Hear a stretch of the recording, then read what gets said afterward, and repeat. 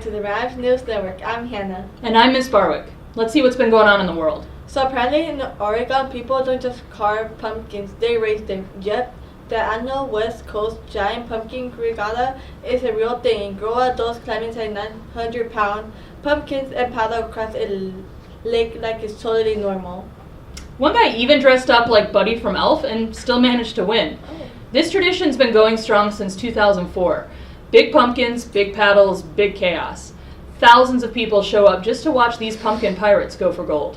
Moral of the story, you don't need to be normal to be awesome, whether you're selling the pumpkin or just trying to finish your homework. Give it your all and make a splash.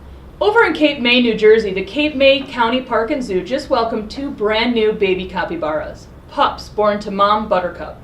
These pups are already trotting around their habit, but they'll still get breaks indoors when the weather gets gloomy because even capybaras know when to call it a day. You might be thinking, what's a capybara again? These big friendly rodents are semi-aquatic, constant snack seekers, and apparently great moms. Cool, right? Here's another family leadership lesson from our new Cappy Pads. Show up, care for another, and make a space when it's time to rest. Whether you're helping a friend through a challenge or just being kind at lunch, that's the capybara way. Now it's time for Abbott News. 2 weeks ago, parent-teacher conferences were in full swing. Teachers met with families to talk about grades, goals, and how students are doing as we wrap up the quarter. It's a great chance to check in and make sure everyone is on the same page. And let's be real, conferences weren't just about grades. We also had a parent raffle with some awesome prizes, and families got to grab free books and math manipulatives to use at home. Shout out to everyone who showed up, parents, guardians, and staff for putting in the time to support us as students. It really does make a difference. And big thanks to all the teachers who stayed late to make those conversations happen. You guys deserve all the caffeine and candy. If you heard screaming coming from the small gym on Friday, don't worry, it wasn't a disaster drill. It was way scarier than that. Student Council transformed the gym into a full-on haunted house for Halloween, complete with creepy decorations, games, and even a few terrifying clowns. Yeah, those clowns definitely caught a few people off guard. I saw someone sprint out there faster than we run to lunch on Nachos Day. Between the jump scares, games, and of course all the candy, the haunted house was a total hit. Student Council really outdid themselves with the setup and the spooky vibes. Big shout out to everyone who helped make it happen. The creativity, planning, and teamwork were surely impressive. And props to the brave Rams who actually made it through without screaming. We see you. Or heard you, depending on how loud you were. If you heard the gym shaking Friday night, no, it wasn't ghosts this time. It was the PBIS Halloween dance. Students showed up in costumes, ready for a party, and let's just say the dance floor was alive. We saw all sorts of costumes and a few questionable dance moves. Yeah, some of those moves might haunt us forever, but the vibes, perfect. There was music, food, games, and plenty of candy to keep the energy going.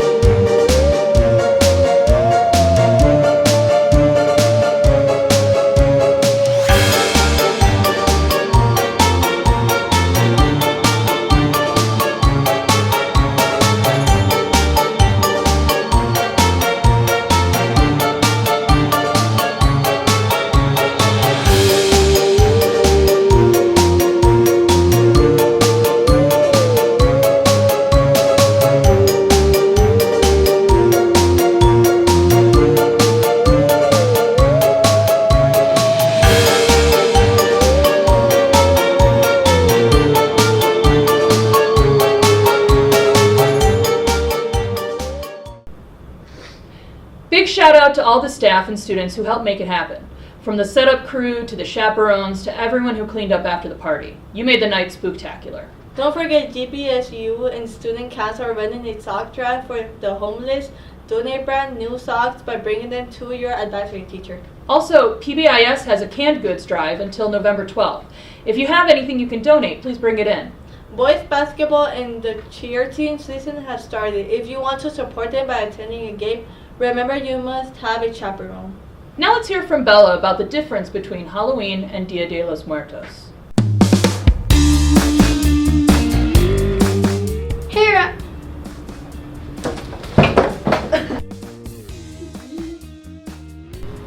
Hey Rams, I'm Bella, and today we're breaking down the differences between Halloween and Dia de los Muertos. Two holidays happen around the same time, but have totally different meanings. Halloween, celebrated on October 31st, started as an ancient Celtic tradition called St. Hands, and later blended with All Hallows Eve. It's all about costumes, spooky, fun, and of course, candies. It's more about scary vibes than pretending to be something else for a night. Dia de los Muertos, or Day of the Dead, happens on November 1st and 2nd and is celebrated mainly in Mexico and by families across Latin America. It's not about fear, it's about family. It's time to remember and honor the loved ones who have passed away with altars, candles, flowers, music, and food. Instead of being sad, it's a celebration of life and memories. So even though both holidays use skulls, costume, and bright colors, their meanings are totally different. Halloween is for fun and friends. Dia de los Muertos is about love, culture, and connection. Now let's get a look at weather from Ramsey.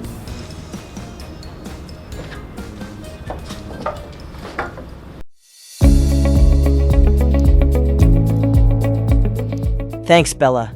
Here's the weather for this week. Today is sunny and clear. The high is 59 degrees and the low will be 37 degrees. Tuesday will have a mix of sunshine and clouds. It will have a high of 59 degrees and a low of 45 degrees. Wednesday will be partly cloudy. It will have a high of 57 degrees and a low of 37 degrees. Thursday will be mostly cloudy. There will be a high of 51 degrees and a low of 44 degrees. Friday will be rainy. There will be a high of 52 degrees and a low of 42 degrees. Make it a great week, Abbott. Back to you, Hannah and Miss B.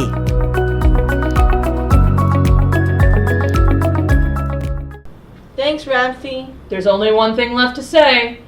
It's a great day to be a Ram.